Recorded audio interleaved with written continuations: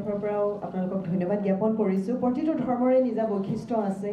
সুকীয়া পৰম্পৰা আছে প্ৰতিটো ধৰ্মৰ বাণীসমূহ সঁচাকৈ খুব সুন্দৰ আমি মাত্ৰ প্ৰতীকী ৰূপত সৰ্বধৰ্মৰ প্ৰাৰ্থনা হিচাপে অনুষ্ঠানটি ৰাখিলোঁ কিন্তু আমি অনাগত সময়ত খুব ভালদৰে ভাল পৰিৱেশত আমি শুনিবলৈ নিশ্চয় চেষ্টা কৰিম প্ৰতিটো ধৰ্মৰ যিহেতু মহত্ব আছে আমি আটাইকেইগৰাকীকে ধন্যবাদ জনাইছোঁ আৰু এষাৰ কথা সৈয়দ মাৰুফ হুছেইন ডাঙৰীয়াই পৰিচয় অসমৰ তৰফৰ পৰা ক'বলৈ অনুৰোধ জনাইছে সেইকাৰণে ক'ব বিচাৰিছোঁ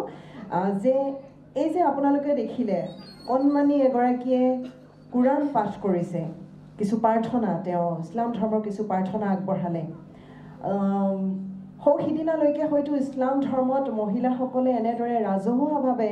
প্ৰাৰ্থনা কৰাত বা ধৰ্ম চৰ্চা কৰাৰ ক্ষেত্ৰত অকণমান তেওঁলোকৰ ফালৰ পৰা অকণমান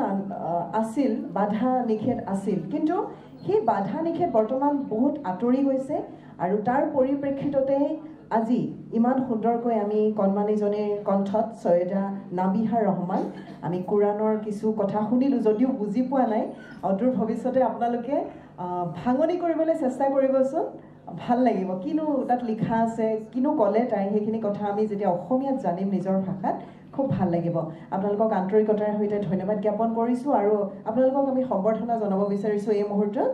সম্বৰ্ধনা জনাবলৈ মই দাপোন প্ৰকাশনৰ সৈয়দা মহচিনা বেগম বাইদেউ আৰু ইলা দাস বাইদেউ দুয়োগৰাকীকে মঞ্চলৈ আমন্ত্ৰণ জনাইছোঁ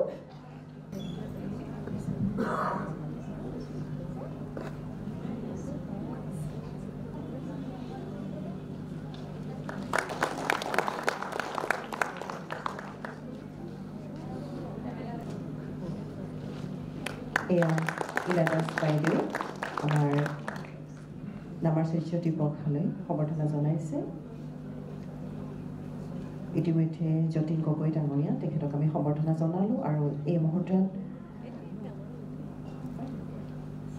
আমাৰ সৈয়দা মহচিনা বেগম বাইদেৱে